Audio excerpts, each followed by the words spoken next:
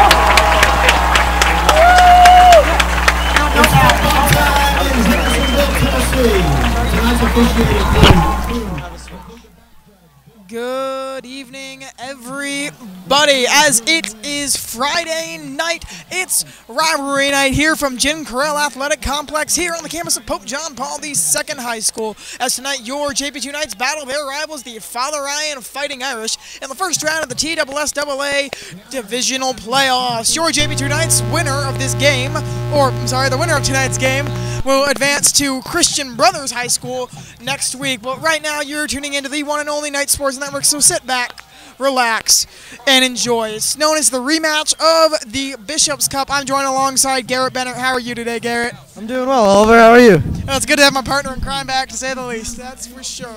Yeah, hockey keeps me away, but I'm really happy to be back for tonight. JPII won the coin toss and chose to defer. Father Ryan choosing to defend the left end zone if you're looking at it our way. Chose to defend the right end zone if you're looking at it our way. Left end zone if you're looking at it from Father Ryan's perspective. As Nicholas Zanger sets to kick off, JPII wearing the all-blue Color Rush-like uniforms. And Zanger kicks off. It's rivalry night here from the Hill. And immediately is off Father Ryan trying to make an early splash on the Knights and gets to the 25-yard line. To say the least, JPII student section much more sizable. Yeah, no, I'm really impressed with the turnout this game. I mean, our student section is very excited, and so are we, and hopefully it's a good game. Now, according to Benny Ennis, there was quite the sizable student section at the hockey game on Monday from Father Ryan. Yeah, but to say, no one from here showed up, but Father Ryan did. Well, what I'm trying to compare to is their student section is quite small tonight. Was it that size? It's actually right there, and it's pretty small. It was actually smaller than actually no it was a little. Tonight's a little bit bigger than the crew that showed up during the hockey game, but not much bigger. Hey, little is the key word there. But it doesn't even compare to our student section. The Knights are immediately chanting Bishop's Cup.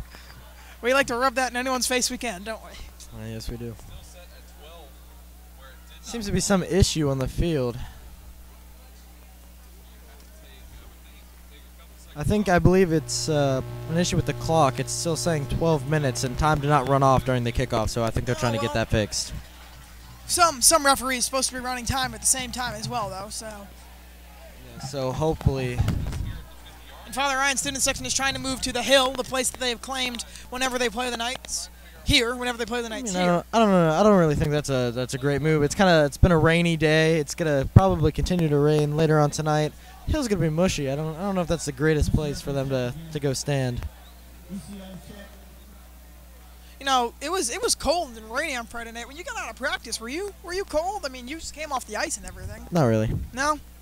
Well, I mean, according to Greg Herzer, it's that moment where, like, he walks out into that cold and he's so hot that he can see his sweat evaporate off of him. And play is in motion, and the Knights immediately putting the stop on their rivals, the Irish. The Knights are going to have a huge defensive stop in this opening drive for the Irish to really set the tone of this game. That's for sure. Their defense is spearheaded by Ed Aguilar, who is currently not on the field, but does look to play tonight.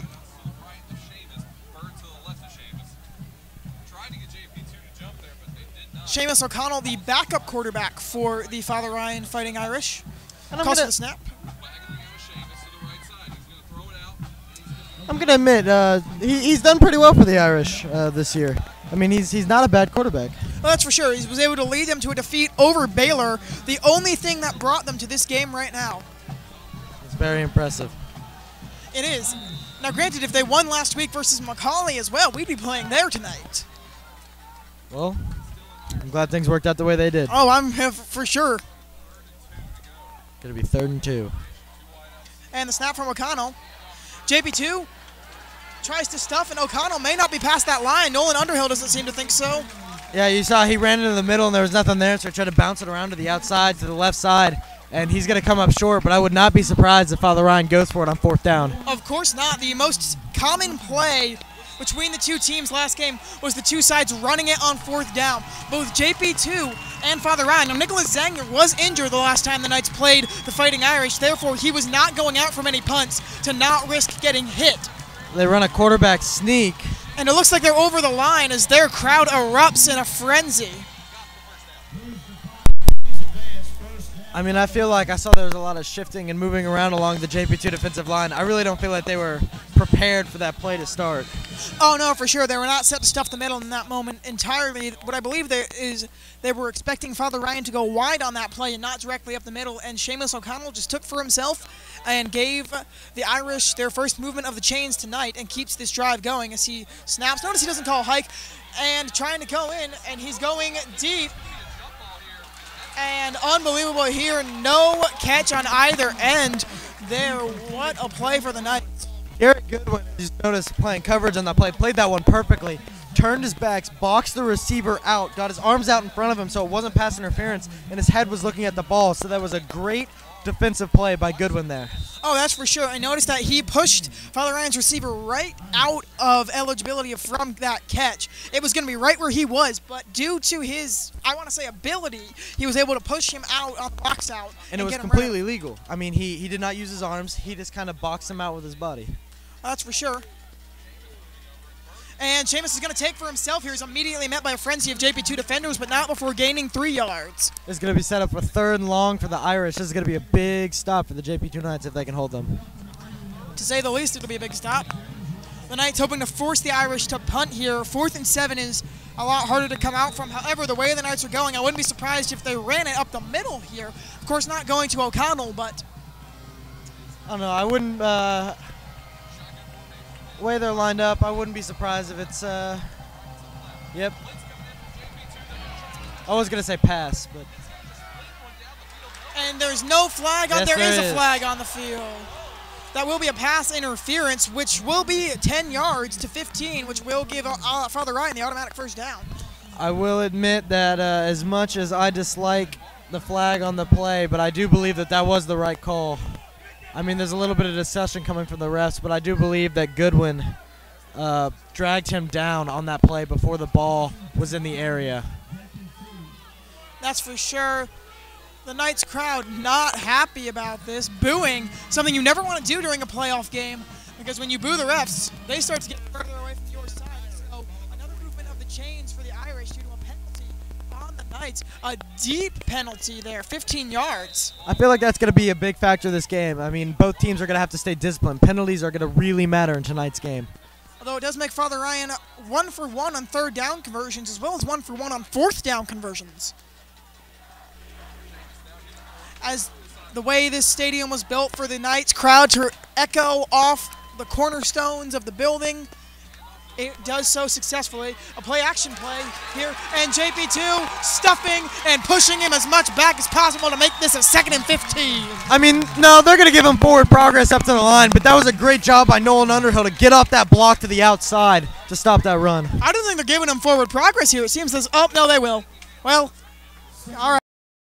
You have to leave receivers open if you're looking to stop the run. But, I mean, on a shorter field, especially in the red zone, Father Ryan's pass game, it'll be easier to cover these receivers. Oh, that's for sure. So O'Connell waiting to get the play from his coaching staff. Gets under center. Steps back into the pistol. Movement in the backfield, calls for the snap and hands off. Trying to go wide and is met with a Knights defense, but breaks free, forces the Knights to push him out of bounds. The biggest flaw of the JP2 Knights last week was their defense. JP2 cannot take a guy down without more than one person, and that's definitely plaguing them right now, most especially due to injuries. As we remember, Nick Pratt definitely has been good for the JP2 defense this season, now out with injuries, as well as Ed Aguilar not being on the field. Jake Moats right now playing and lining up versus them at the current moment. yeah, no, I mean, on that last tackle, you commented on it not being able to stop a guy one-on-one. Nick Zenger slowed him up to the outside, but it took Nolan Underhill to finally bring him down.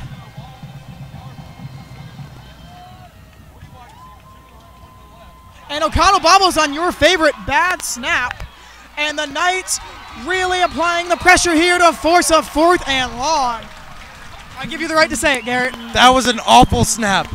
It was way over the quarterback's head. What's his name? I apologize. It wasn't Seamus. I know, O'Connell was not Seamus had a great play being able to knock that ball down and recover it. Seamus wasn't under center there, though. Number 22 for the Fighting Irish, who is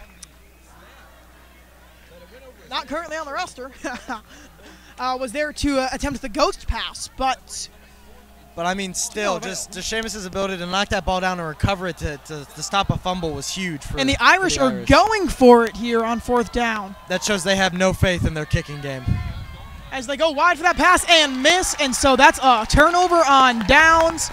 As you can see there, he threw it away trying to get the pass interference penalty on what looks to be Nicholas Zanger, not called, and Knights ball. I mean, that was huge for the Knights, stopping this opening drive on Father Ryan. Now we really have to answer it with a good offensive drive. It's a longer field. It's balls placed at the 22. So, I mean, it's okay field position, but they got a long way to go. Oh, that's for sure. Advantage for the Knights, though. Now Father Ryan has no points on the board, as opposed to 3, which could play or run with it himself. Of course, he couldn't see the Father Ryan player coming, so at that moment, he really was under a lot of pressure there. And for a junior quarterback who's only seen so many snaps this season, and once again, Nixon sacked for the 2nd time. I mean, again, it was a little pitch to the backfield, but there's just Father Ryan is coming in unblocked. Father Ryan's defense has been their asset this year. How did they defeat Baylor? Their defense. How did they defeat quite a few teams this year was definitely due to their defense. They held NBA to only a point for quite some time until their defense got worn out. Says something about the Knights now is looking to have to fight the entirety of this game until they can wear this Father Ryan defense out. They also can't get discouraged from this first drive, as they just need to keep putting pressure forward on their defense and perhaps give Antoine Roberts a few more snaps so Underhill can work on the defense, as Nixon facing his 3rd sack of the night, and he will. I mean, he got up to the line. But again, this offensive line is doing Nixon no favors when, I mean, there's no receivers open, but the Father Ryan defensive line is getting into the backfield almost immediately on every single snap. That's for sure. Credit to the Father Ryan band doing Darth Vader's March and Game of Thrones theme song. And so Zanger deep at the 5-yard line, but also goes deep with that punt, and they're going to let it back. He's going to find Roberts, but Roberts is going to be stopped just close to the line of scrimmage for about a 2-yard gain. I mean, there's been a lot of plays by the Knights, a lot of quick throws to the outside. I feel like if they really want to get their offense going, they're going to have to establish a run game here early and get that moving to help out their pass game. Oh, that's and so far, I haven't seen any of that. As you can tell, the Father Ryan is waiting for that run game as they are running very up-the-middle plays. I mean, hey, if you keep running the ball, eventually that wears defenses out, and then you can establish a run game and then offset it with that passing game. Speaking of the run game, Nolan Underhill in for a touchdown, Knights, and the Knights have the early lead. That was a beautiful move by Underhill, moving out to his right, and he does a cutback to his left. It was a great change of direction. Defense didn't know what happened, easily walks it in for a JPII Knights touchdown. That was an incredible move by Nolan Underhill. And if the Knights are to be successful tonight, he's going to have to come up with a big game. And so far, both on offense and defense, he has.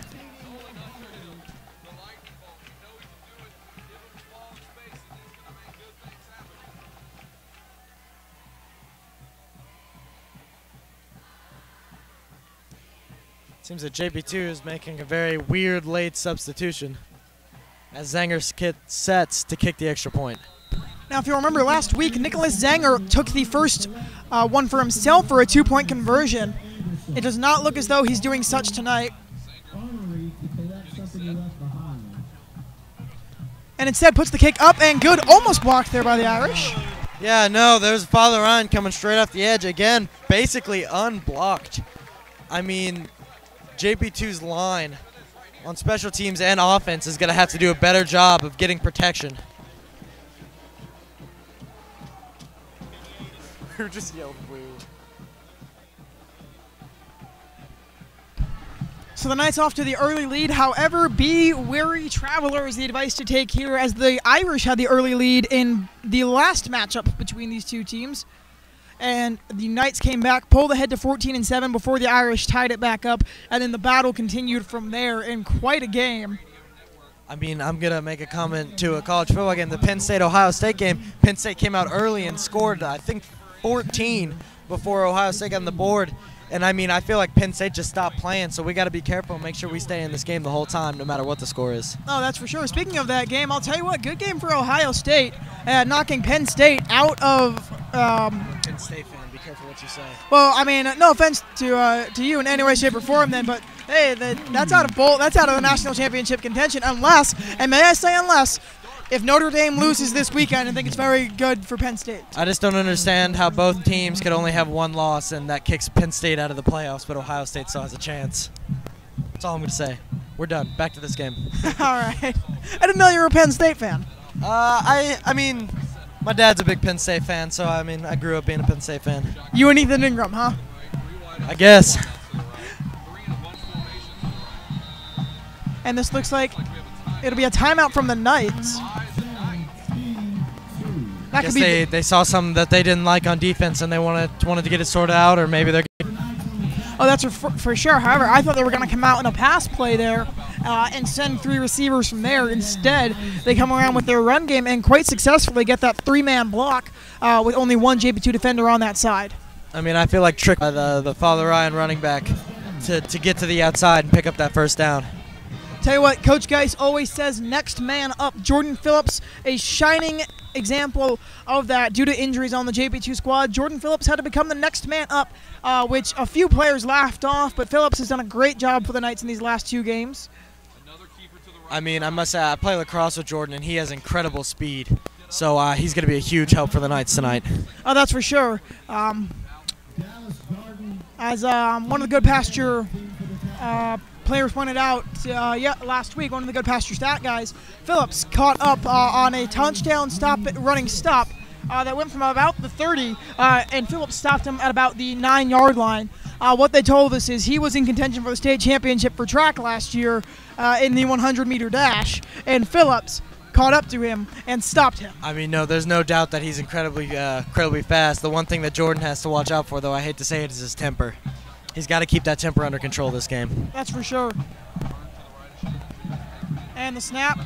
Fires out of the pocket and gets his way around here, being chased by Nicholas Zanger, and he puts his hand to Zanger's face here. There is no face mask call, though. Zanger is looking for it. It's a stiff arm. Oh, there it is, but it's probably against Zanger, and a second flag. Zanger's got to watch his mouth, and it might be Jordan, too. I mean, I've noticed this entire game they've been targeting Zanger on this left side. But these penalties may cancel each other out. They're pointing to both Father Ryan and the Knights. So I think it will definitely be canceling penalties. Possibly. Hopefully. No, not hopefully. We don't want them canceling. Because if they're canceling it, it means that Father Ryan stays there. If they're not canceling, then Father Ryan should be moved back at most. I don't think that it was 2 flags against Father Ryan. I don't either. But so I hope they cancel. And Zanger back on the field. Claps once, though. 9 here, and the snap. And O'Connell keeps for himself and finds a hole through the Knights, who were all shifting to the right side.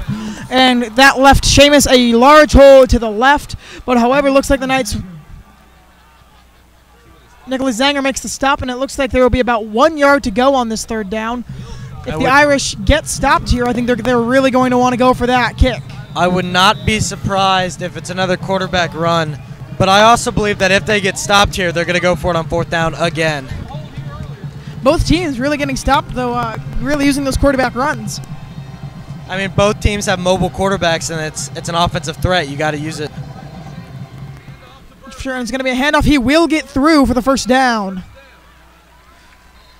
So I think that takes a little bit of pressure off the Knights. It's a 4th and 1.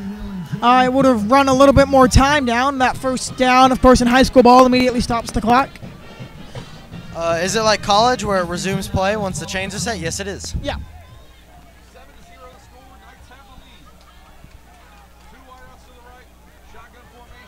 Seems like there's a little confusion on JP2's defensive coverage.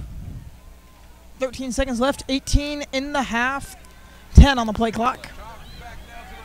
And the snap, O'Connell fires. That pass is going to go low.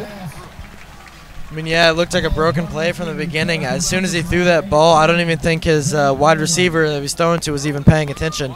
And it was just a short throw. So that was a poorly executed play by Father Ryan.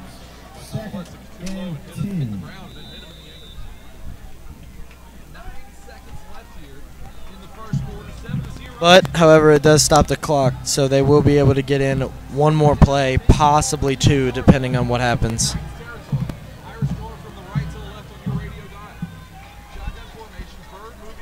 In shotgun formation, the snap takes the handoff, and O'Connell takes for himself, is immediately met by a multitude of Knights. He was first met by Elliot Weddy, however you pronounce his last name. I know him as Elliot. And then he was met by an abundance of other Knights. Numbers I couldn't list. I believe that Wright was in there. But that ends the first quarter. Your JPII Knights currently holding a 7-0 lead. You're tuning into the one and only Knight Sports Network. We're going to take a quick break.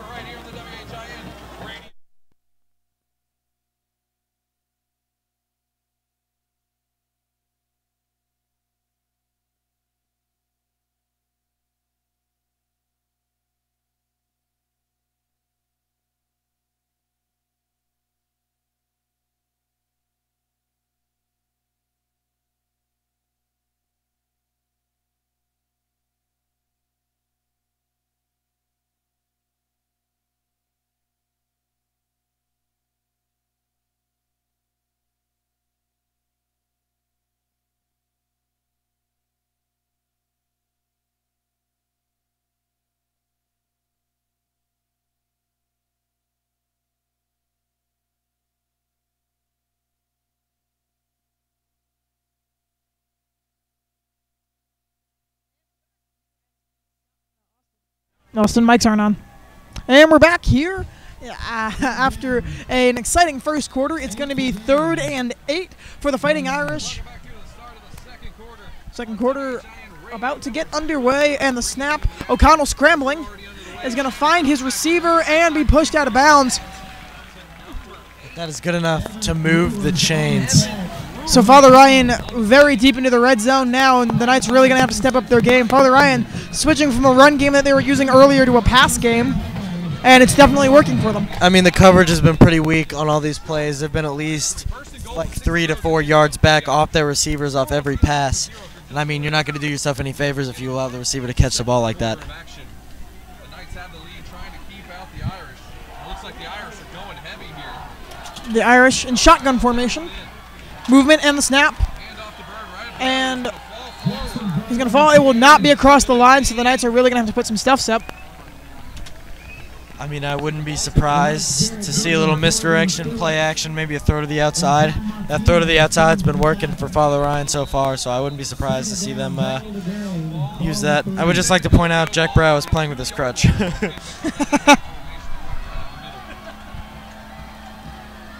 And once again, O'Connell's going to move it, and it's going to be a touchdown for the Irish. So this game about to possibly be even as their kick squad and special teams comes out. I mean, that delayed handoff worked really well. The offensive line shifted over to the right, and that delayed handoff came running to the left. I mean, it was a good job to recover by the not offensive line, defensive line. But I mean, it was a good job to recover by the JPII defense, but it just too close to the end zone, wasn't fast enough. So this team is about to have to kick off to a Knight squad as they make it. It'll be a 7-7 game now.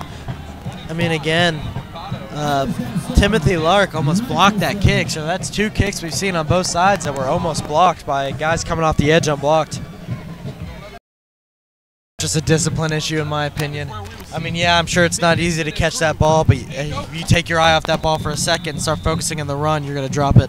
Oh, that's for sure. And Phillips attributed last week's to his glove being wet, which, fair enough, it was pouring down rain, but I think this week it's just a little unexcusable, and I think it's exactly what you said. He was focused too much on that run after he saw that was coming to him. Antoine Roberts is taking it. The freshman Antoine Roberts, this is his first time seeing some snaps versus the Irish. Yeah, like I said, JP2 is going to have to establish some sort of a run game, get us closer to that first down marker. So instead of these 3rd and 8, 3rd and long situations, we're getting into these closer 3rd and 4, 3rd and 2s, much more manageable situations. That's for sure. Nixon checking in with the coaching staff and going back to meet his team. Gives them the play and gets out there. Keaton and Underhill on his left. Roberts on his right, and the snap. Low Nixon snap. looks first for Keaton, no good, and is immediately, and that is James right there, who is taken hard down by the Irish. Seems unfazed though, but I think he does have to come off Seems to be an injured Knight down on the field. 52. I believe it's no, that's. I can't see the number of the JP2 player down. Tristan, get off him. Tristan, that's still on him.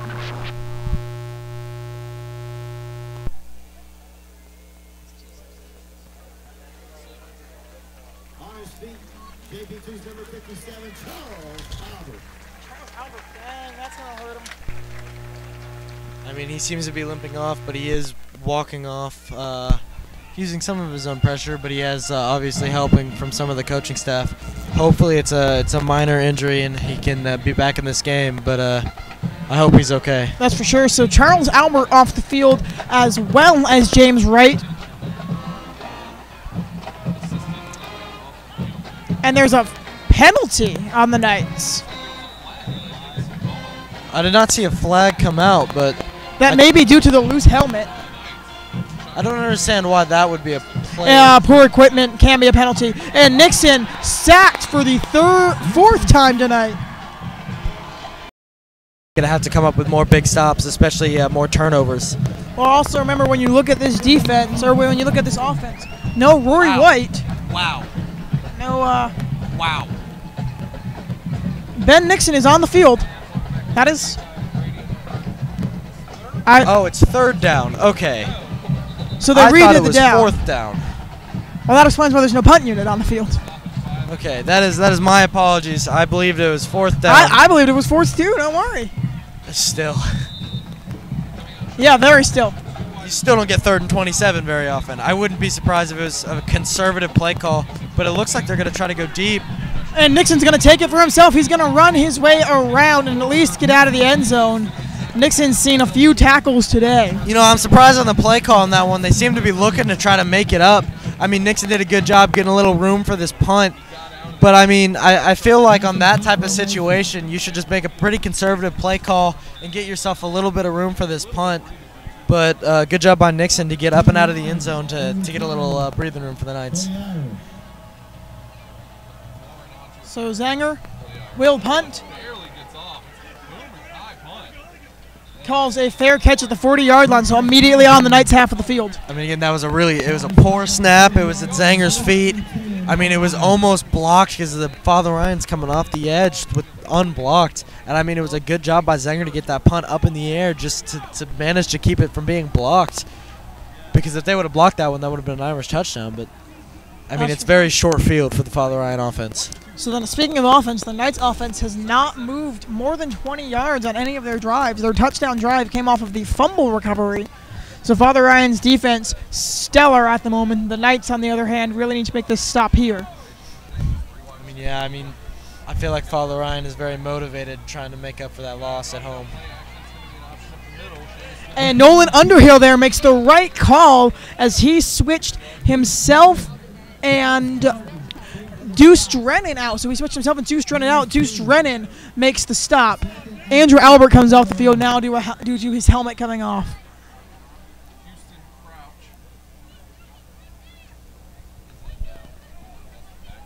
That was the smart decision there from Nolan Underhill. Definitely good leadership. Saw the play that was coming.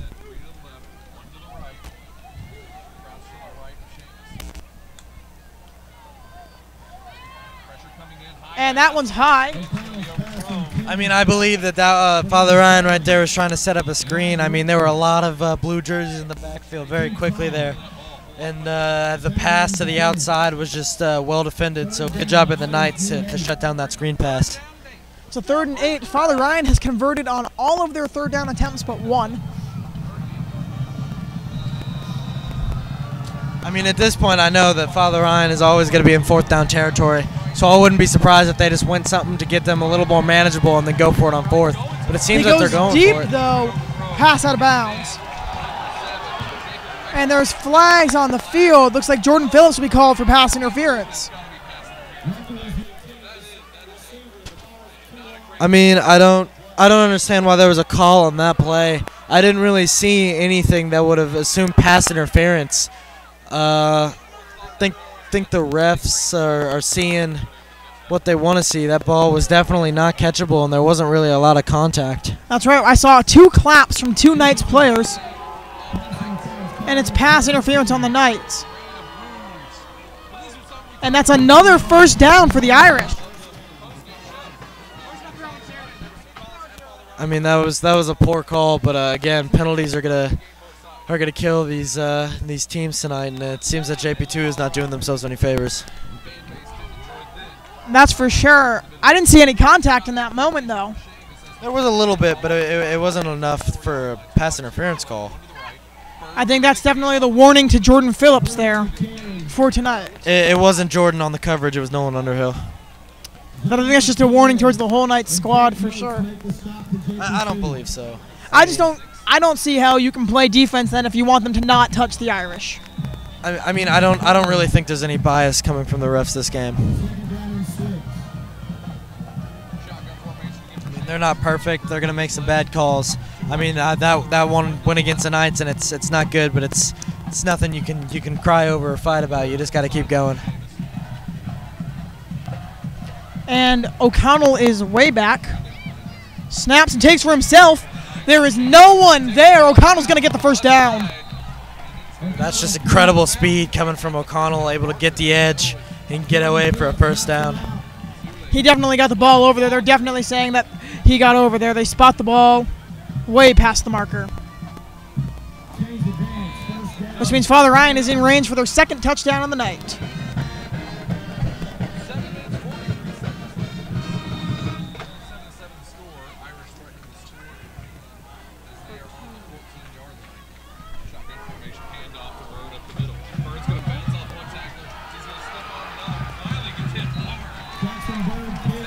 I mean, this is weak tackles coming from JP2. I mean, if we want to have any say in this game, we're gonna have to be stronger on our tackles. I mean, Jordan Phillips was sat down right there by a stiff arm, and I mean, it was a good play by the Father Ryan running back. But I mean, these tackles have got to be better.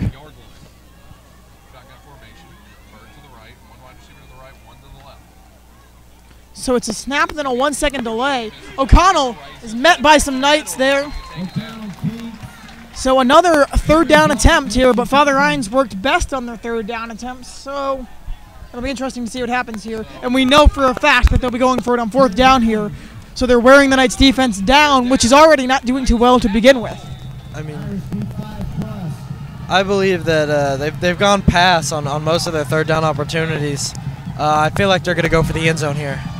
Oh, that's for sure, and the Knights have to be able to read that at this moment. He's in shotgun formation. He's right now the Knights are playing man, and he's going to go to the left, and he's going to find his way through and into the end zone for a touchdown, Father Ryan. There's a flag on the play. They do call it a good touchdown. The ref's arms are up.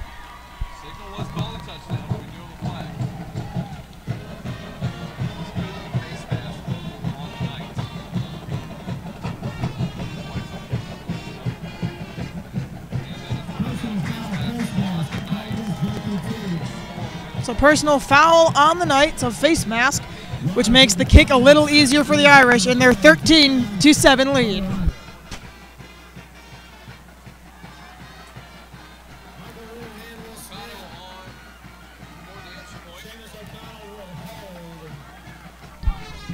Seamus O'Connell notably holding, which means that it looks like the Irish are about to attempt 2 points here. And instead it goes up and through. It almost looked as though O'Connell was about to go and run away and instead put the ball down. If you noticed here and if you'll go back, O'Connell, I know no one can see me right now, but O'Connell pulled it towards himself before placing it down there. I don't think he was looking for anything special on that play. I think he was just maintaining the ball before setting it for a hold. I don't think he was looking for any 2-point conversion on that play. And you may be very well right. I mean, I'm just here pointing out what I see, voicing my opinion.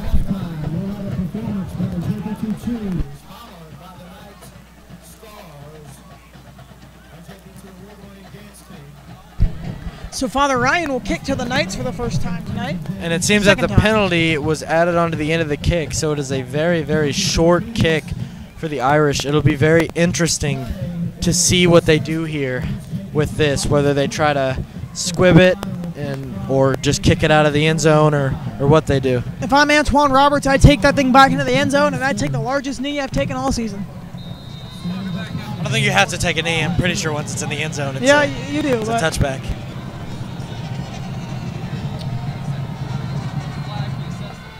He goes low, and it lands in the end zone, almost out of bounds. Could have put the Knights at the 35. I'm pretty sure if it goes through the back of the end zone and out of bounds, it's not a penalty. Are you sure it's still? I'm legitimately asking here. Are you sure it's still a touchback? Yes, like 100% sure. 100%, like. Yes. Definitely. If it goes through the back of the end zone but never touches the ground, it's still a touchback. I know in the NFL it used to be a rule that if you could get it through the upright, you'd get awarded 1 point. Never heard about that, but that's interesting. But yeah, it would have still been a touchback. And Underhill goes for the halfback pass in interception territory. Zanger was not ready for it. I mean, the pass was a little short. I feel like JPII is trying to get a little too cute with their play calling. Zanger wasn't even turned around, though. I can understand why he didn't know what to do, so he threw it to his closest receiver and his most open receiver, but Zanger wasn't even looking towards Underhill. I mean, Zanger was double covered. That's for sure. I don't know if he was the most open receiver, but I feel like the play calling needs to be a little bit better. I feel like these trick plays aren't going to work out for us early in the game. I feel like our offense is just going to have to get it going normally. The Knights coaching staff trying to calm down a furious Nicholas Zanger there on the sidelines. And Nixon once again under pressure and finally breaks one. Underhill drops it this time. Nixon almost faced his 5th sack of the night. And instead, Father Ryan's player tripped. The only reason that Nixon didn't fall was due to a trip. I mean, this JPII offense is doing themselves no favors so far. I mean, this offensive line has been like Swiss cheese. I mean, everyone's getting through. It's not doing Nixon any favors. You can't establish a passing game without any protection.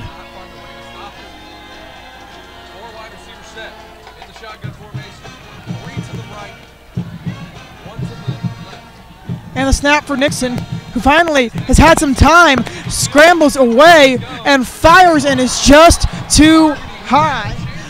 Brooks Haggerty was the intended target there. Haggerty trying to replace Rory White on that field, no good, and Zanger goes to set up for the punt. I mean, this is hard on the JPII offense. I mean, they're missing 2 of their best receivers. It's going to be hard in a quarterback when 2 of your best and most reliable targets are off the field.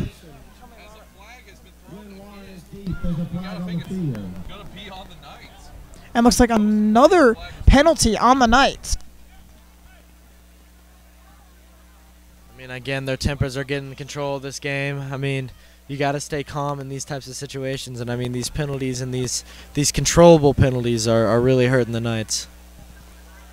Unsportsmanlike conduct called against JPII. I mean, these unsportsmanlike conduct penalties are very controllable. They're just going to have to keep their tempers under control and just dig through and fight hard if they want to have any chance in this game. I'm going to have to keep my temper in control here. What's next? I'm going to call him for his shoe being untied? I mean, these penalties are well warranted. I mean, there's no bias by these refs. JPII is shooting themselves in their foot. That kick goes not in any way, shape, or form giving the Irish identical field position almost to where they were last time, only 6 yards back. And you're not doing yourself any favors when you're punting out of your own end zone, but that was just a poor punt.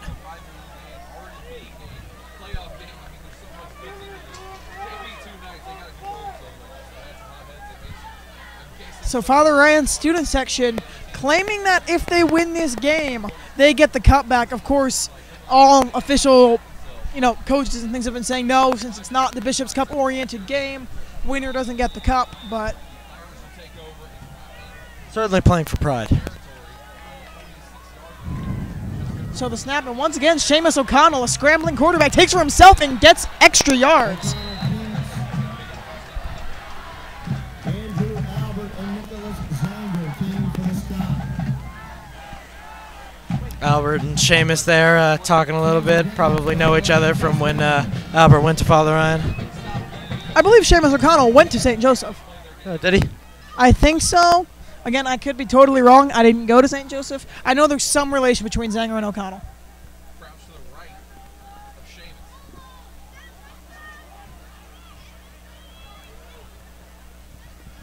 O'Connell, a star athlete, calls the delay and the snap, and once again, it's just going to take for himself. If it ain't broke, don't fix it. And if you've got a cow that's still got milk, why stop milking it?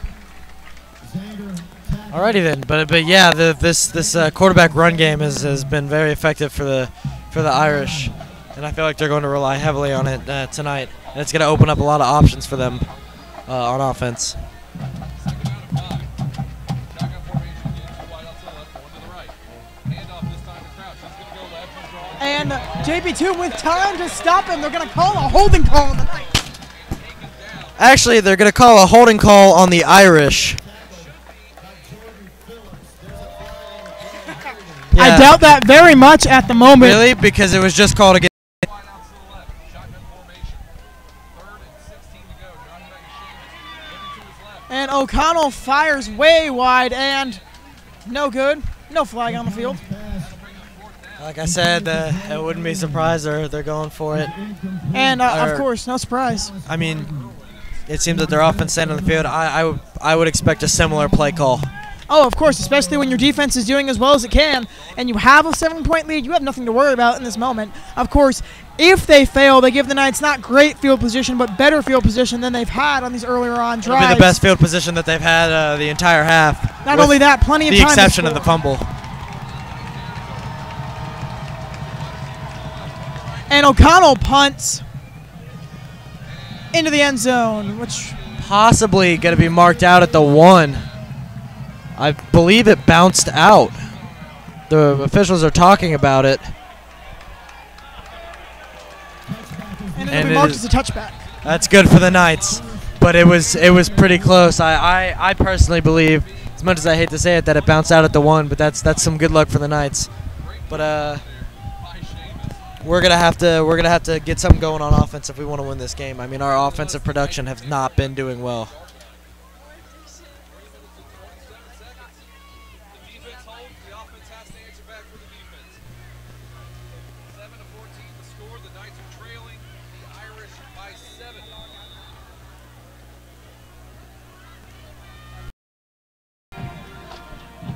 Do you know what the call was? I couldn't hear it. Block in the back against Charles Albert. Good call by the refs there.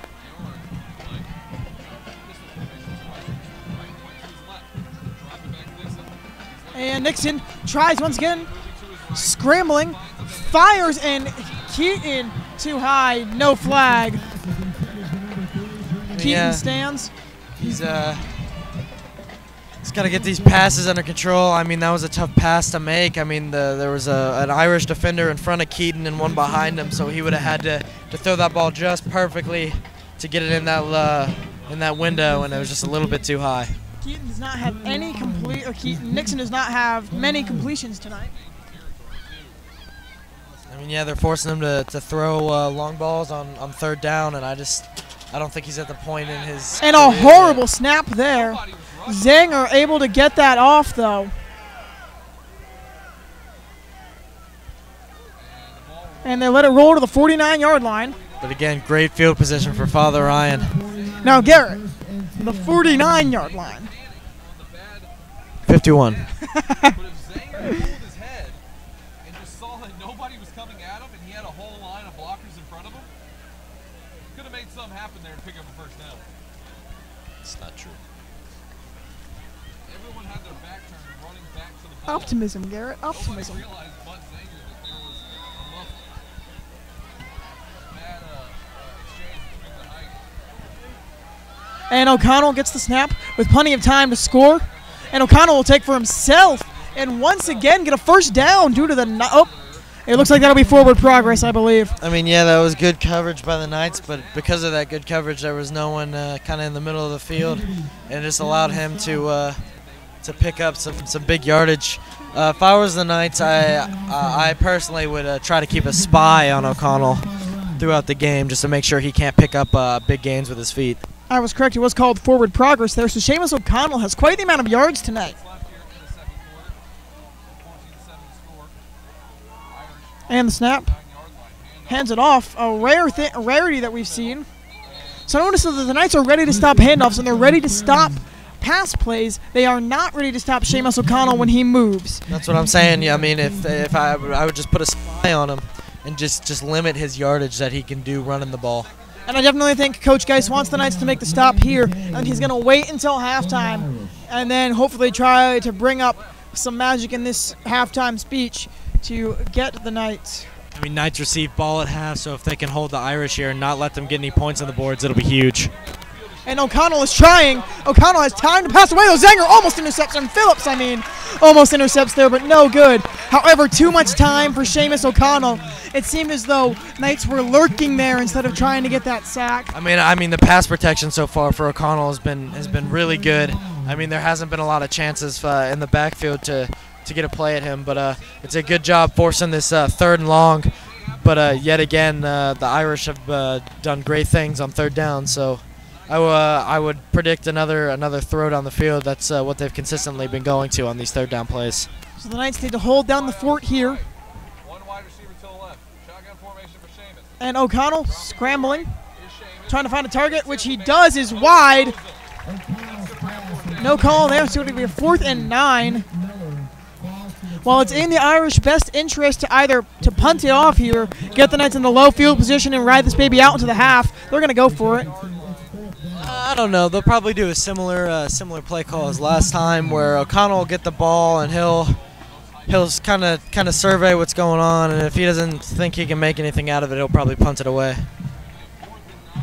That's But fair. I wouldn't be surprised if it's a directional punt towards the right side of the field, trying to get it out of bounds to pin the Knights deep.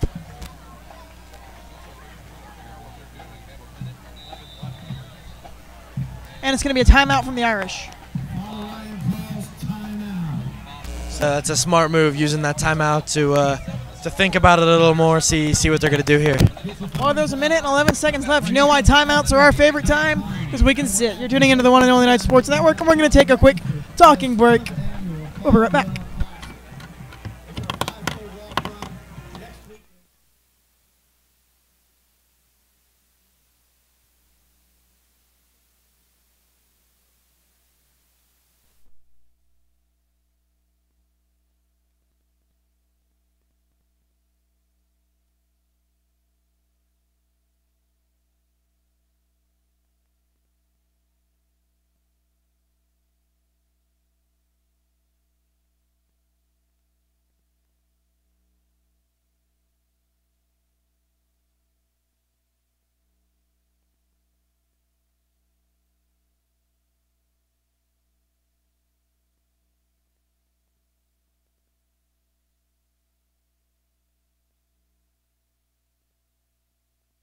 And we're back. 4th and 9. Irish set to punt. I would watch out for a little trick play here. Oh, I have no trust in this punt. I mean, I think they're going to punt it away, but I wouldn't put it past them to go for a little trick play. The Knights have no one deep. Underhill started. Darden looked that punt in the eye. Yeah, it's going to take a Knights bounce back to the 30-yard line. It Still was the a best. Pretty poor punt, but it's going to be the best field position we've had all game. There's a minute left.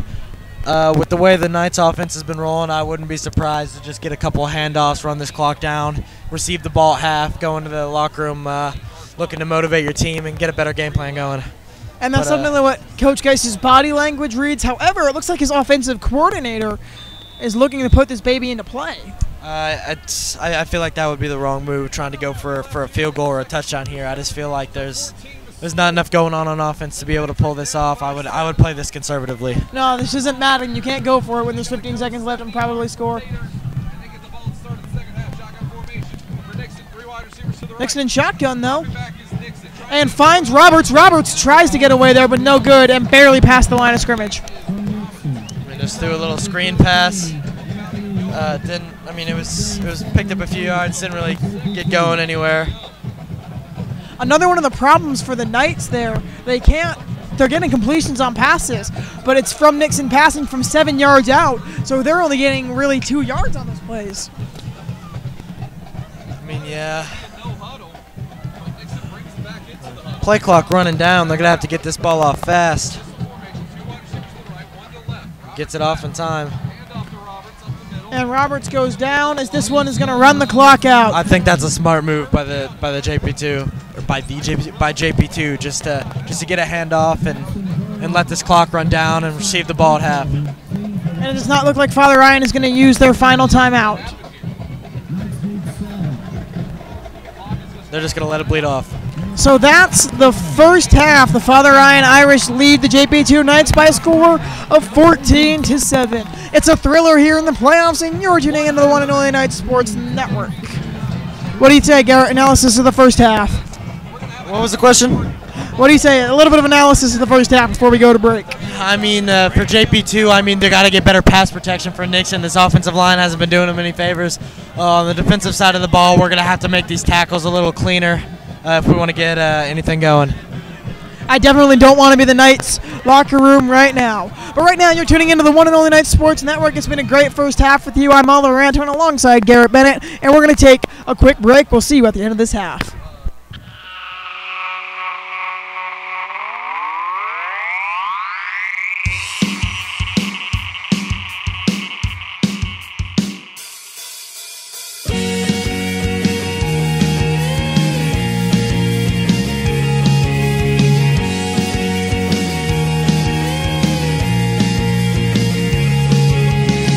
Boys, they play out with all the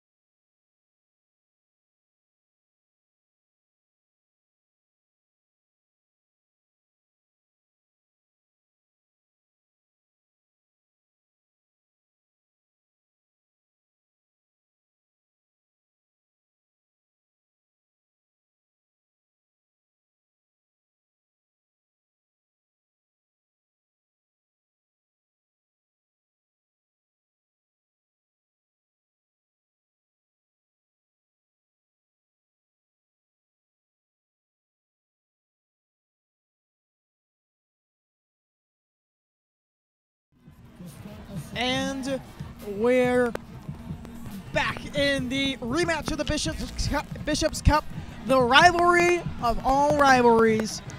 It's 14-7, Irish lead here from Jim Corral Athletic Complex. JPII, after winning the coin toss, chose to defer and will receive the kick. Antoine Roberts is deep for the Knights. Garrett, what do you think about the second half? I don't know. Hasn't started. Great analysis right there.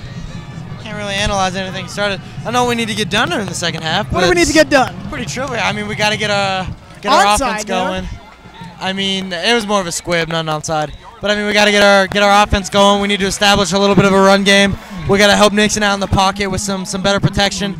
Our defense is looking pretty good, but we gotta get stronger on these tackles. It's just the little things we need to do a little bit better. That flag, someone had their arm wrapped around someone's neck.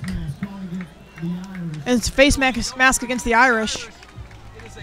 Like I said, penalties will factor a huge part into this game. In the first half, JPII was shooting themselves in the own foot with unsportsmanlike conduct penalties. And they, like I said at the beginning, they need to keep their tempers under control if they want to win this game. And so hopefully they learn from that first half and they're going to stay calm. And hopefully the referees have had some time to cool down as well. Let's remember They're here. not being biased, dude. They're not. Being biased. The referees are doing their job. Well, they were furious on both ends, you could tell. And so especially in a rivalry game like this. I just believe they're calling it close. It's playoff. They want to prevent injuries. They want to prevent fights from breaking out. They're just going to call it close. It's been both sides. They're just doing their jobs. I feel like the officiating has done a pretty good job this game. I like how you're choosing my own sayings against me. Don't be biased. Trained you well, young Padawan. Did you cover the hole? And it looks like that might be roughing the passer here. Nope. It's probably going to be called for intentional grounding. Oh, that's... Yep, intentional grounding against Nixon. So that's 20 yards now. The Knights To the backfield, but that was plenty of time for Nixon to make a pass. I mean, that one's on Nixon. He waited too long there for Keaton, who was wide open. He waited for Keaton to break away there instead of getting the ball away, and that's definitely going to hurt the Knights. I mean, you got to get rid of that ball. He's waiting in the pocket for too long.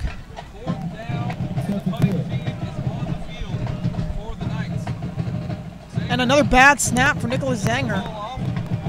And that ball will roll to the 32-yard line. Probably some of the worst field position Father Ryan has seen all game. Oh, that's for sure. Hopefully to the advantage of the Knights. I mean, our defenses look pretty good for the most part. I mean, our offense is really killing us. I mean, we got to get rid of that ball quicker. We got to get the run game going. We're passing on first down, and I don't think that's the move. No, the thing is they're trying to throw Father Ryan off and think, because Father Ryan's going to expect Underhill or Roberts to get the ball, and instead Underhill or Roberts should be getting the ball. And Roberts carried there, right, and Phillips.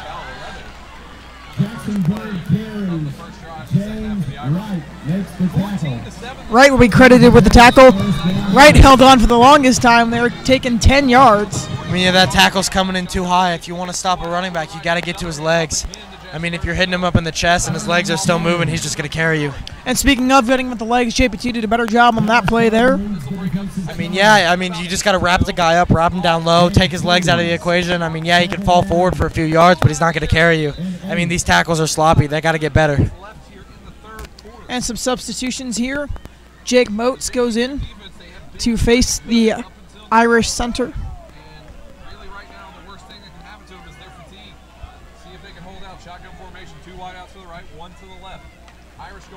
And the snap. And he gets around JPII yet again for another Irish first down. There's another flag in the field. I did not see what happened. We have an injury on the field. It looks like James Wright struggling to get up. And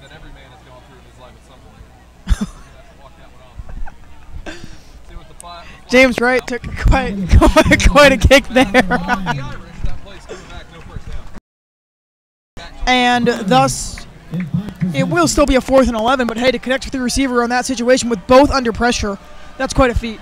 Same field position, but quite a feat. I mean, yeah, but it was a good job by Pope to try to force that big third down stop, force that punt. And it looks like it's going to get to about the 11-yard line.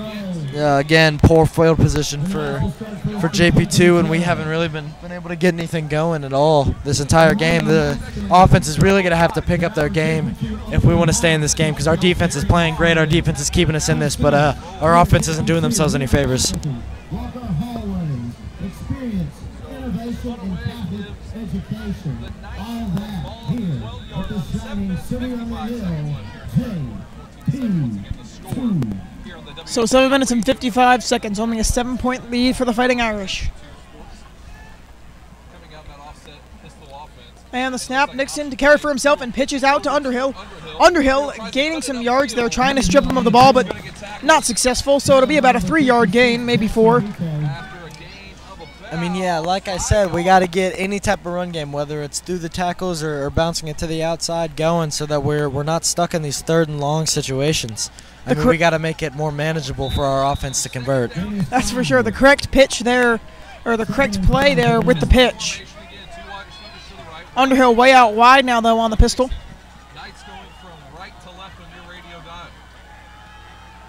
Underhill looks a little over the line of scrimmage there. And Keaton overshot there. I thought he was originally going for Underhill there, the way his helmet looked. However, Keaton was his intended target. I mean, hey, Nixon's got to get that ball under control. He seems a little jittery, but he's been overthrowing every single target he's thrown today. I'm pretty sure on every single pass it's been a little high. So he's got to get that under control. Oh, for sure. Nixon has never been under this amount of pressure. First of all, it's his first ever playoff game. Not only that, he's facing his rivals. So you can tell that he might be in his head a little bit, I think, right now. And hopefully the coaching staff was able to do so, calm his mind here, and get him in. And Nixon scrambling. Great protection. Antoine Roberts, the intended target, but once again, like you noted, high. I mean, that was great protection by the JP2 line. I mean, it seems so far they've been doing a great job giving Nixon time in the pocket to throw this ball, but he's got to be on target. Oh, that's for sure. The O-line has definitely stepped up for the Knights in this situation here. I mean, the way our passing game is going, I feel like the second half we need to be a run-first team. And Zanger, for the first time in a long time, has had not only decent blockage, but a decent punt. Fair catch called at the 44-yard line. I don't know, that punt, I mean, it was pretty high, had a lot of hang time. I mean, every time the Irish get the ball back, they're within our own 50, marching on the red zone, and I mean, we need to pin them back a little bit deeper. But again, the JP2 offense just can't convert on 3rd down. I don't think we've had a single 3rd down conversion this entire game. You are correct on that one. The Irish have the lead over the Knights right now. Shotgun formation, 2 wide receivers to the right, 1 to the left. O'Connell dropping back. And O'Connell goes long here for number 18. No catch. Zanger gets the ball and a flag on the play. Yeah, I mean, as much as I hate to see it, that's the right call. Zanger never turned his head, and there was contact before the ball got there. I mean, again, penalties are killing us, but as a defender, you got to turn and look at the ball when you're going to try to make a play, and he made no attempt. And Nicholas Zanger, for the first time tonight, though, I noticed him look at the ref and say, okay, my bad, and walk away instead of arguing with it. He is currently arguing with his coaching staff.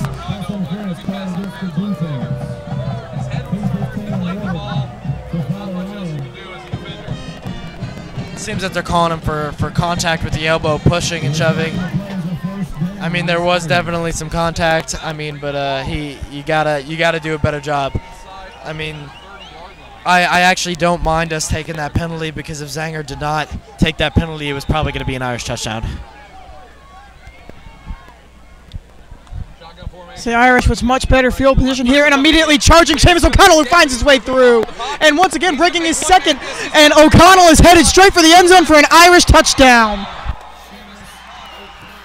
Again, I mean, we just got to get stronger on these tackles. I mean, they're completely weak, and the Irish players are just bouncing off of them and getting huge plays. I mean, these tackling's got to be better. Seems to be an injured Knight on the field.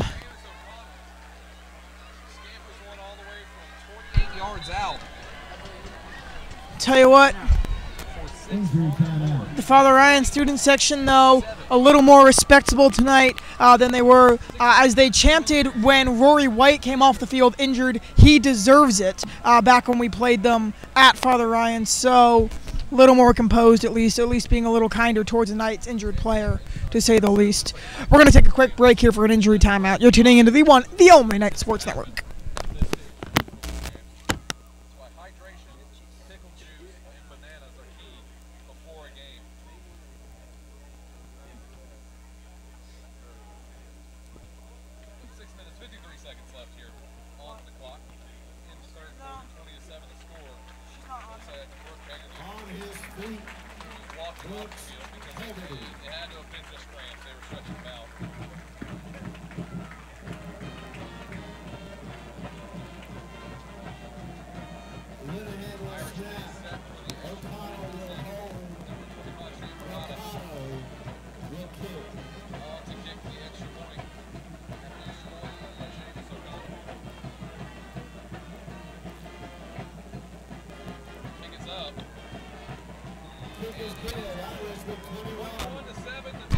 So it's 21-7 here with 6 minutes and 53 seconds left.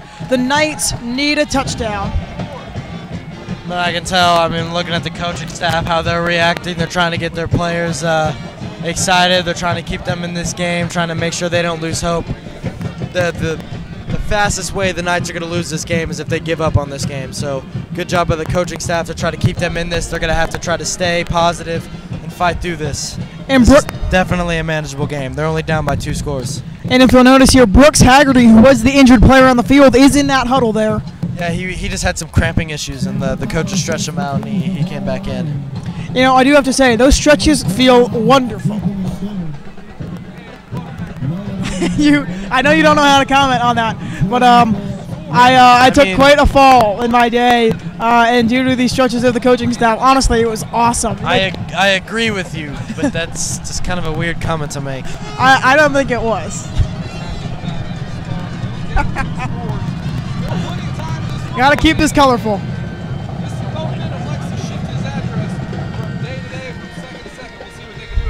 And Phillips gets the reception, and Phillips goes for a few more yards for the longest kick return the Knights have had tonight. I think the only kick return the Knights have had tonight. I'm sorry, I'm still laughing about the about the comment. We can't afford chairs.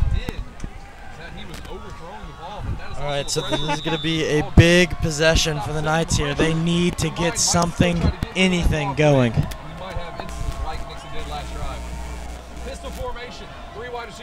And once again in the pistol, though.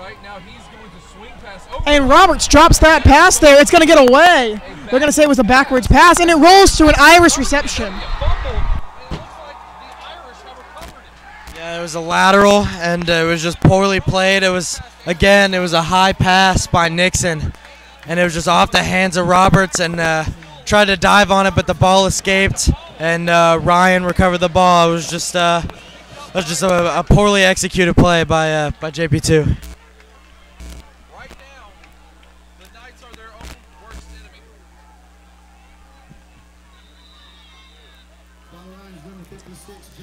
And the JPII defense coming out on the field, and Ryan is looking for another quick strike. This is a big defensive drive for the JPII Knights.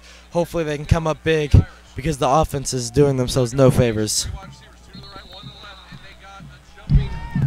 And again, penalties are killing the Knights this game as JPII jumps off sides. This is a false start. False start. Sorry, my bad. False start. Drew the player off sides, which is why they blew it dead. I saw the ball snapped as the flag was being thrown, so I assumed off sides. That's my bad. That's going to go against the Irish. Advantage definitely for the Knights. And O'Connell, to no surprise, takes it for himself, and they're going to put a flag on the field, which looks like it'll be an illegal block in the back. Again, the penalties are going to kill both teams. Holding, I'm sorry. It's on the Knights, or on Irish. Father Ryan, never mind.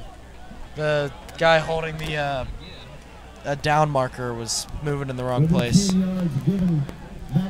So, I was confused because of that. First down, the ball is going to get spotted. So it'll be a repeat first down. It's going to get spotted. From the 39. 39-yard line.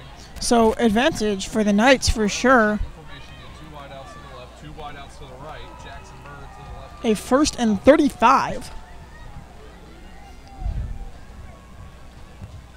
Dropping back is O'Connell. Looking to the left, pressure coming. And O'Connell finds a man to his left who's going to find his way all the way to the first down marker. I mean, again, that was some good blocking by Father Ryan, but there were at least 3 instances where there were Knights players in the vicinity to make up from the JP2 offense. That's going to help. So the Father Ryan team filled with momentum right now. JP2 coaching staff calling his team forth. And this is something you never want to see here, but JP2 is sending subs out for this kick return. I mean, yeah, A third. Not unobtainable for the Knights. If they can manage to score here and put a stop on Father Ryan, they can end this quarter with it being a 1-2 possession game. I mean, yeah, but that's, I hope so. A lot of things are going to go well for the Knights. They got to score on this drive, and they got to hold the Irish. I mean, it's a lot of pressure on JP2 now. They're going to have to execute perfectly, and so far they haven't shown me anything that proves to me that they're going to do otherwise. But like I said, you gotta maintain hope. You got to stay positive. So hopefully the Knights are going to execute well on this drive. And they're going to go onside. And it looks like Father Ryan tries to fall on it there, but I mean, hey, that's honestly, that's a good play call for the Irish because they get a chance to recover that ball on a short field, and they don't have any faith in JP2 offense to get anything going. So, I mean, I am not surprised that they went for an onside kick there. nope, Jacob Land made the recovery for the Knights there. Comes out and onside kicks it. So JP2 with their best field possession of the night. Pistol formation, 2 wide receivers to the left. And once again, the Knights in the pistol, though. It has not worked for them this game, and he's going to hold, forced to run. The smarter play there was to go with Antoine Roberts, and instead they go for the PA. I mean, again, a pass on first down, and it has not worked at all for the Knights this entire game. And Nixon rolling gets outside of the tackle box. He's got 3 Irish players on him. He's got to get rid of that ball, but he holds on to it. Nixon sacked for the 6th time tonight.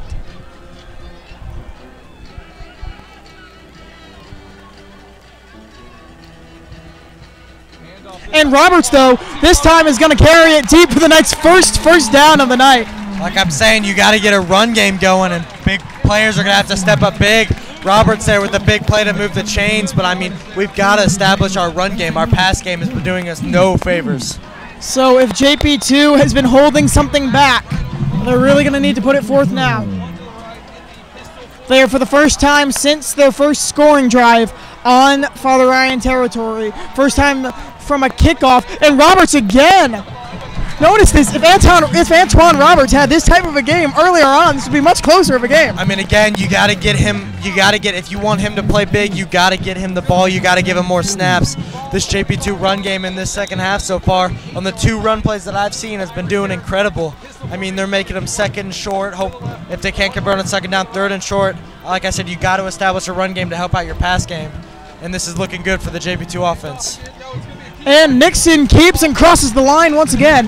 So JP2 trying to build some momentum here on this drive. Like I said, you got to go with the run game.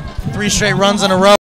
At this point, I wouldn't get cute with it. I would just give it to your best back and just try to let them just pound it into the end zone. Oh, that's for sure. 3 backs for JP2 that could do this. Nolan Underhill, Theo O'Naganor, Antoine Roberts. A lot of confidence in the Knights run game right now. In my opinion, I feel like the best position here is just to give the ball to, no, Underhill's in the backfield right now, but I feel like O'Naganor is a better power back for this situation. And Underhill switches his position. Keaton switches sides. Underhill stopped for a 2nd time. The Knights cannot settle for a field goal here.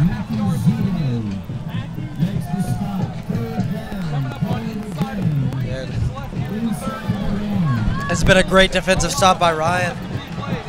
But, Antoine Roberts is coming back. But, again, I would just run the ball. The pass game has not been there for the Knights. I have no faith in it. And, I know there's been 2 big stops for Ryan, but I would just continue to try to pound the ball. I think Nixon should take it for himself here. I mean, maybe a little read option. If I don't know if high school's advanced enough to do a read option, but just something like that, just to get it going. But I would not pass the ball here. I feel like that'd be too risky. It seems that it's a timeout from either side. I didn't hear. I believe it's an Irish timeout. It's a Knights timeout. It is. Interesting. Look at the scoreboard. See where it says. I mean, yeah. At this point, I would not be surprised if they were. If Father Ryan's game plan is the run's been working so well for them this game, and I mean we're getting close to late in the game, and they have a pretty sizable lead. I wouldn't be surprised if they started trying to run down the clock at this point. No, of course, and they wouldn't be able to do that if the Knights were to score on that drive. And once again, more pushback from the Knights. So it's about a 6-yard gain, which will bring down a 3rd down. I wouldn't be surprised if they go for another run on this play. Of It's course, pretty why close to the wouldn't you? first down marker. Their run game's been working really well. But yeah, that's exactly what Ryan's trying to do. I feel like they're already trying to run down this clock.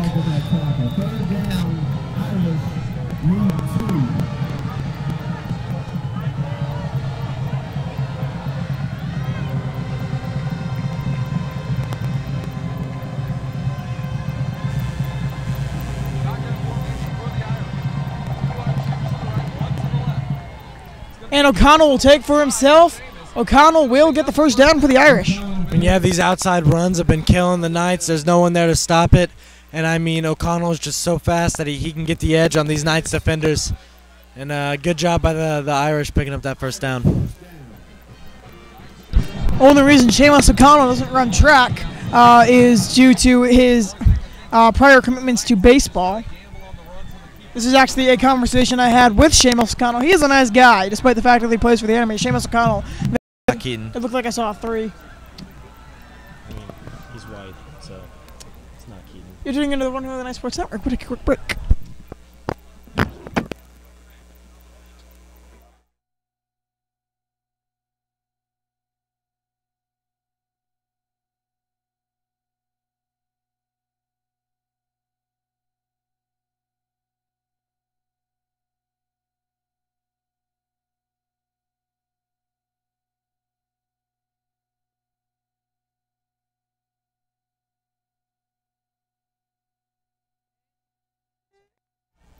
And we're back.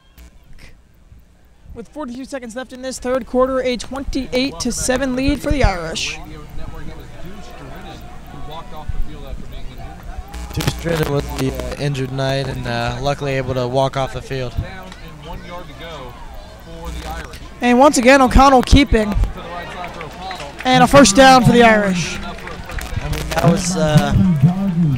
that was a good job by Devin Darden, just lowering the shoulder and making a big stop here. I mean, yeah, he picked up the first down, but he didn't allow anything else past that. So that was a good tackle by Darden.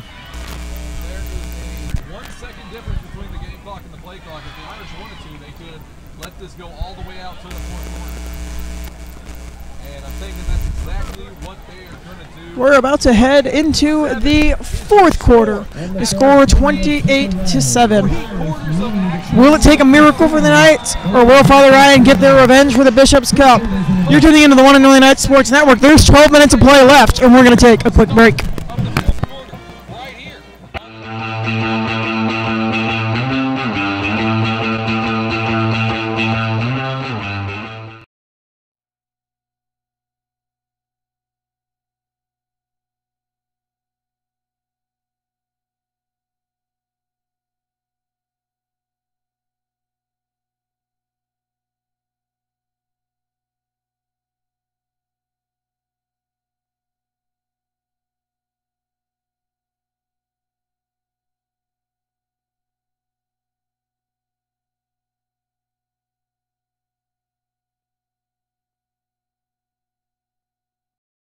The problem with it is it's going to run down their clock the more they use it.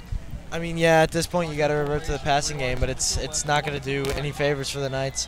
I mean, they've utilized their run game all year, but for whatever reason in this game they just hadn't seemed to be using it, and it really bit them early because they couldn't get anything going on the passing game the entire first half, and then finally come out in the second half trying to run the ball, but at this point it was too late. By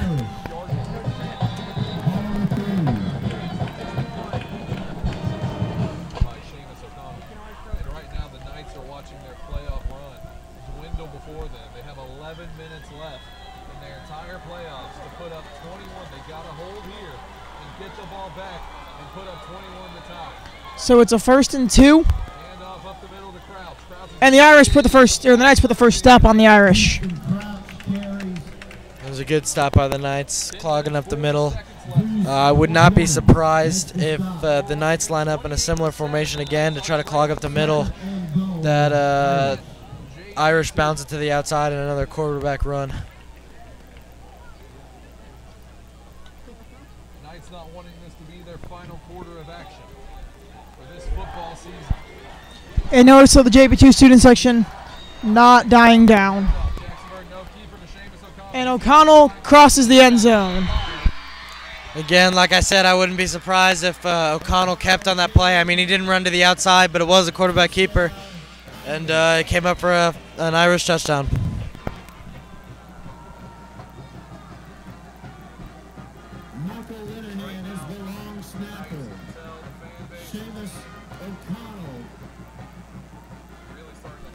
Like I said early, penalties and temper was going to kill Knights, and early in that first half, a lot of penalties, a lot of poor decisions with the ball, and I mean it just comes back to bite you.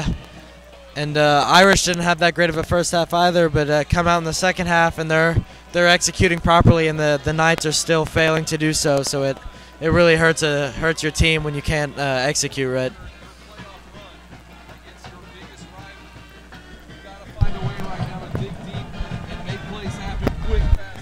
I honestly don't even know what to say at the current moment. I was going to try and say something there and just kind of lost my train of thought. I mean, at this point, hopes look all but lost for the Knights, but like I said, like it's really hard to do this as an athlete, and I know, but you got to stay as positive as you can.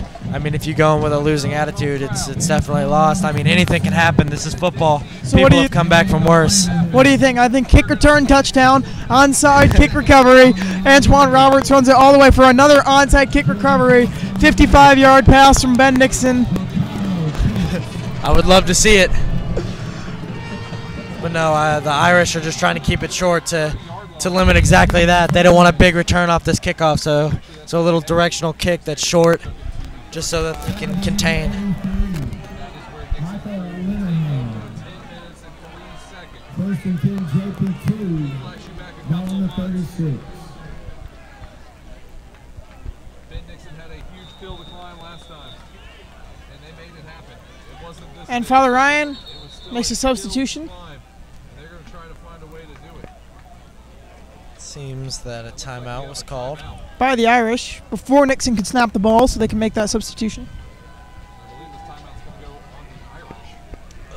Timeout charged to Father Ryan. So it will be. So we'll take a break as well. So that means we're going to take a quick break. You're tuning into the, you know what? We can talk through this. Why not? Tell you what, Garrett, in these in your 4 years here, what can you accredit to your favorite JPII football moment? My favorite JPII football moment? I have no idea. Hockey limited me from coming to a lot of football games, and in my first 3 years here, I didn't come to a lot of football games. But even though I wasn't at the game, I'm going to go with the comeback against Ryanair this season as my favorite football moment. I definitely would say that. Some close favorites include the Nashville Central Christian blowout victory on homecoming night. Or the Nashville Christian, sorry, not Central Christian. The Nashville Christian blowout on homecoming night 2 years ago. Wow, a long time ago. Winning the Bishop's Cup last year at Father Ryan. Jalen Cambridge's 98-yard run. It looks like they lined up in the Wildcat, and they try to do a little trickery in the backfield to get Nixon the ball to make a pass, and again, they're just trying to be too cute with their play calling, and it's not going to work for the Knights. I mean, if you want to beat the Irish, you're going to have to beat them the old-fashioned way. I mean, trick plays are not going to work against this team.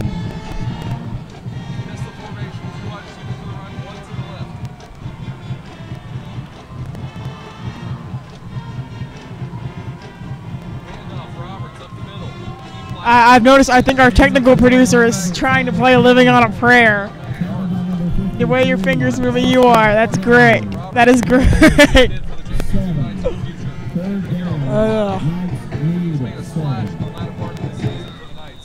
Same formation as last time. Pistol formation, 2 to the right, 1 to the left. 9 minutes, 4 seconds left. Dropping back is Nixon. He's looking left. And Nixon fires floater away there. That looks like miscommunication. Zanger thought A little miscommunication between Zanger and Nixon. I mean, Zanger seemed to kind of slow down and stop as the ball was thrown, and then at that point the ball was a little too far out for Zanger. But again, Zanger was in double coverage when Nixon's throwing the ball to him. I feel like these are dangerous throws that might bite JP2. But again, at this point you're in 4th down territory, and I mean, I hate to say it, but you got to go for it. And the proverbial clock is going to strike midnight here on this SoBe Cinderella story for the Knights. They are going to try to make a comeback. Shotgun formation, 2 wide receivers to the right, 2 to the left, dropping back Nixon. And Nixon Scrambling out to the right. scrambles and finds Zanger, but Zanger bobbles it away due to a high pass. Yeah.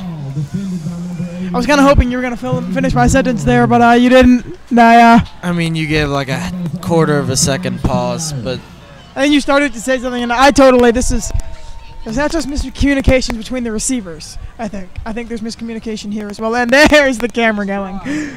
We'll be right back. We're going to switch to another camera.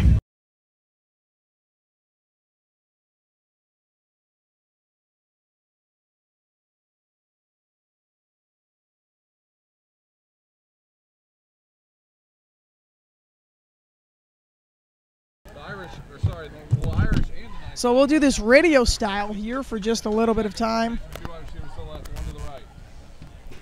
Interesting, our battery has never gone that slow. And O'Connell pushed back there on a QB keeper. again, like I said, I saw in that, or I saw, you guys didn't. I saw in that tackle the JPII Knights are going in for strip tackles instead of just trying to bring the guy down. I mean, at this point in the game, you got to go for it, but I mean, it's not going to work out very well. It took at least 5 or 6 JPII players to bring O'Connell down on that play. All right, I can't determine what my favorite quote from you is. I saw you didn't, or on the 53-yard line. And I mean, Father Ryan is just going to continue to run out this clock for the rest of this remainder of this game. Actually, it looks like they're going for it, going for the end zone. And wow, that is a surprising play call. There's a flag on the field. There's a possibility that this could be a pass interference. I mean, that is adding insult to injury. As much as I hate to say it, I feel like that is poor sportsmanship. I mean, you're up by 4 scores at this, or not 4 scores, but you're up by 4 touchdowns at this point, and there's 8 minutes left in the game. It's a pass interference on Father Ryan. It's pass interference on Father Ryan, but I don't understand the play call going deep for the end zone. I mean, at this point, just run the clock out. Well, have you ever heard of the Georgia Tech game with Coach Heisman? Basically, I think that this is one of those things that they're running just for pure payback. I mean, yeah, but just it's just a little. I don't know. At this point, I don't think it really matters, but I feel like it would just be better if they just ran out the clock instead of trying to rub salt in the wound. Shotgun formation, 2 wide receivers, 1 to the left, 1 to the right. Irish going from the right to the left on your radio dial. And O'Connell waits. He snaps, hands off, right jukes him out there, and pulls back, broke his ankles there.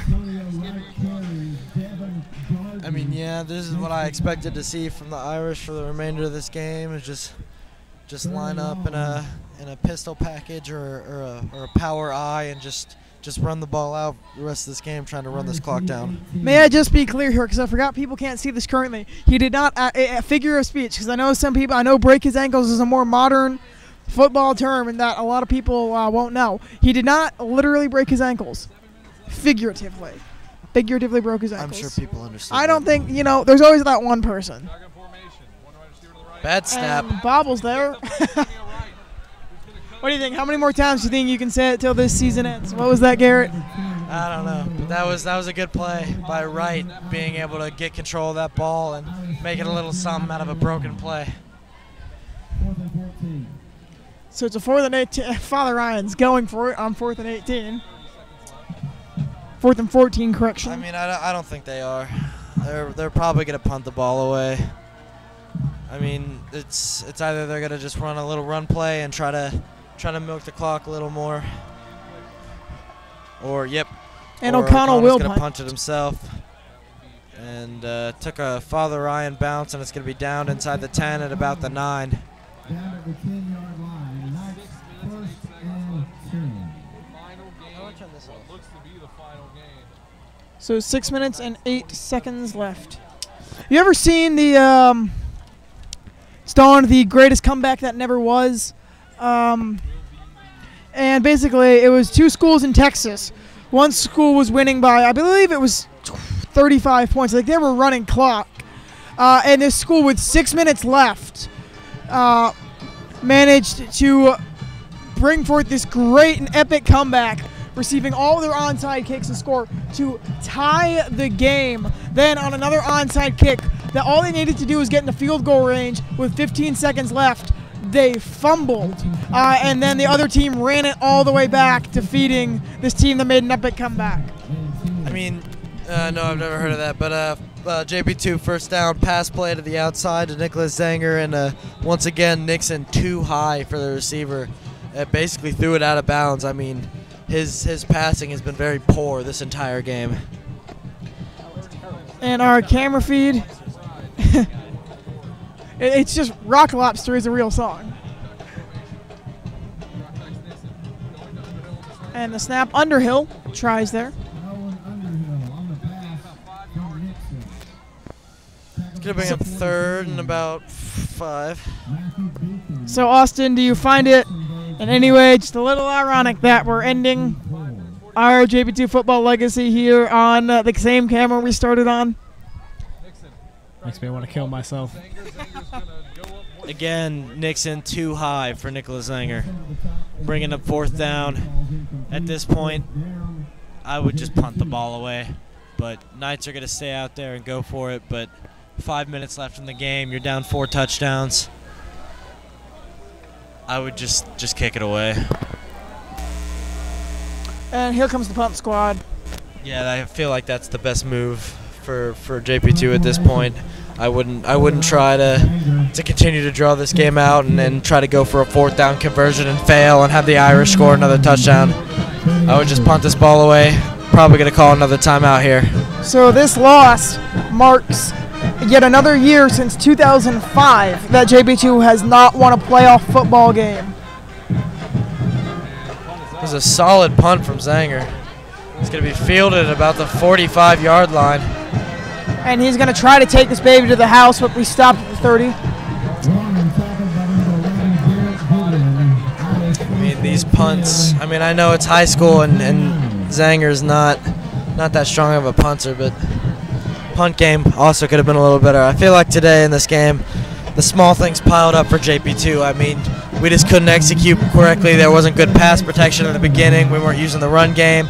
Our tackles weren't very good. The passes have been too high. I mean, a lot of little things. Penalties were killing us. Our temper's flaring. I mean, a lot of little things added up, and it just caught up to us. The Irish will have the ball starting. 29-yard line. So the Irish with the ball on the 29-yard line. Hendersonville 38-7 in their first round of the playoff game. And it looks like we might have a timeout possibly. Timeout called by Father Ryan. And there is a timeout. That is a timeout called by Father Ryan as the game clock was expiring.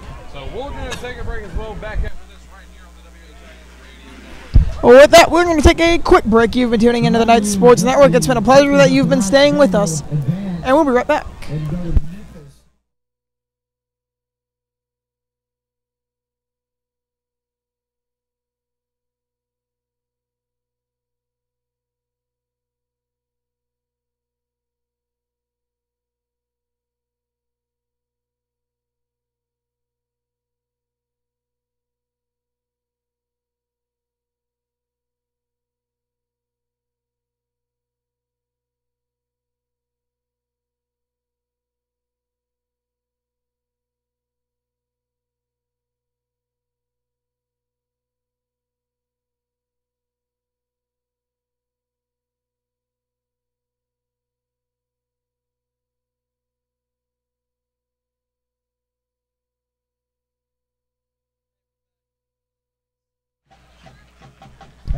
word of advice from our technical producer: switch your switch your viewership to 480 frames per second. You will get much higher quality picture. No, the YouTube thing. You should be able. You clicked on YouTube and you went 480, right? No, this is a 480 camera. This is a 720 camera. Oh, it's recording. It's outputting 480. I'm getting 480. No, it looks like that on those. It's first down for the Irish. Line it up. And Bad snap. What fell apart, whether it was the mentality of JPII or just what it was, but and they came back mentally ready coming that second half, and then those delays in the second half really just pushed them back. I mean, there was a little bit of promise starting the second half. I mean, we got that run game with Roberts going, and I mean, it was looking good, and then I think that fumble really killed the momentum for the Knights, and at that point they could.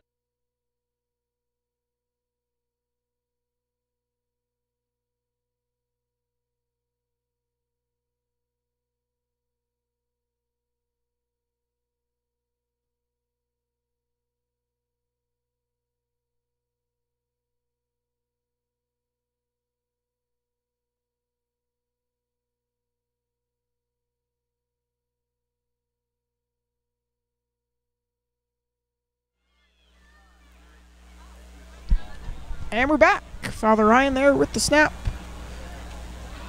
And to the end zone. The Irish officially begin running the clock versus the Knights if this kick goes through. I mean, there's a flag on the play, but it's probably going to stand. I mean, there was a little trip up on the JPII defensive line. It seemed that Devin Darden fell, and it kind of stopped up Dallas, actually. So the brothers got in their own way trying to make that tackle and just allowed Father Ryan to get in the end zone. But it appears to be a penalty against Ryan.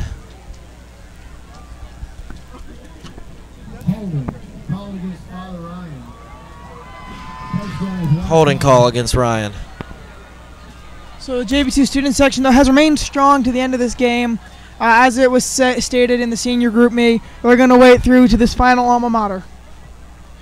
Ball is brought out to the 10-yard line.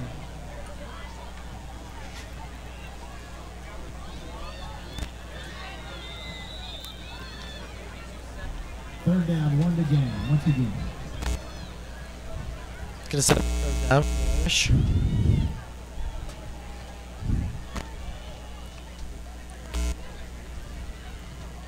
And JPII makes the stop there. It'll be good enough for a first down, though. Set up first and goal for the Irish. Leads the charge. Take a seat. First and goal, Irish.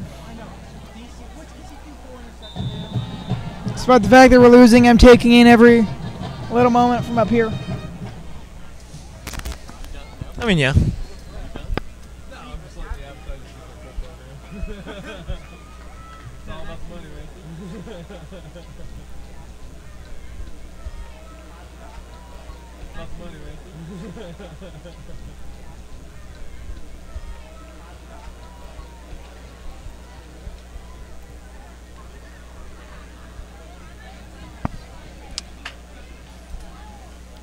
And the Knights still putting a lot of defensive effort forth, though, saying we won't go down without a fight. I mean, you can never give up. That just it's a testament to your team. You got to fight to the end.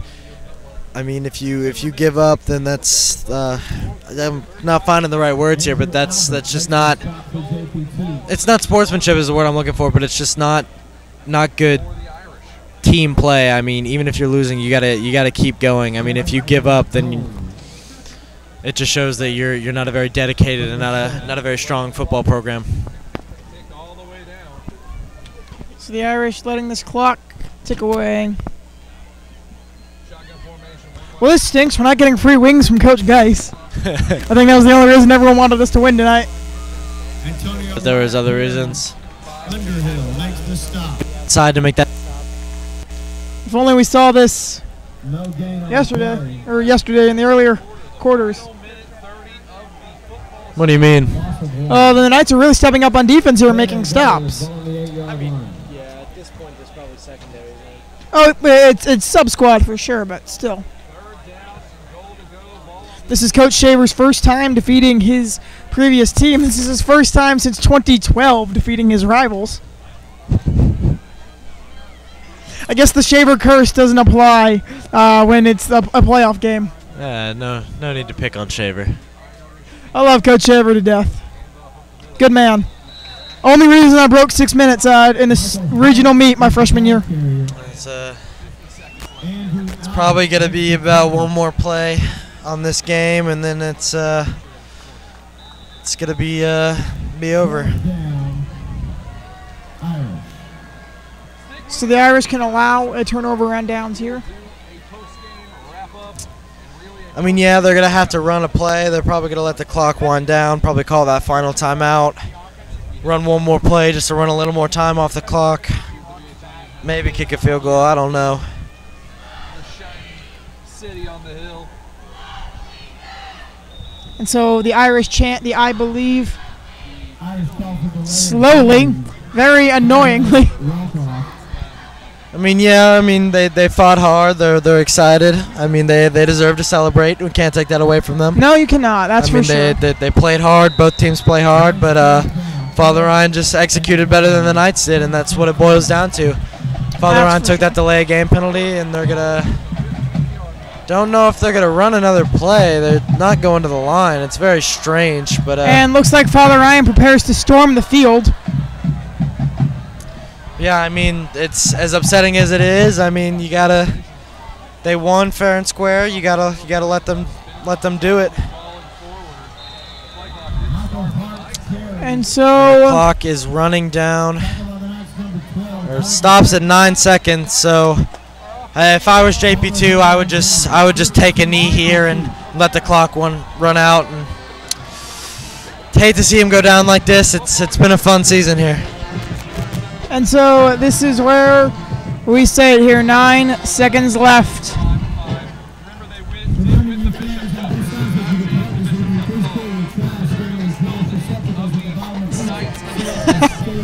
Hopefully we're still alive. Yeah, if I was the Knights, I would guess they're gonna do a little run play, just run the rest of the clock down, but. And so he'll get a first down, which will pause the clock, ironically, for the next 3 seconds. But I mean, I would have just they're letting the clock run out, and that's game. And that takes off. Irish defeat the Knights 35-7 here. And so the moment that we've been dreading here, as we say our third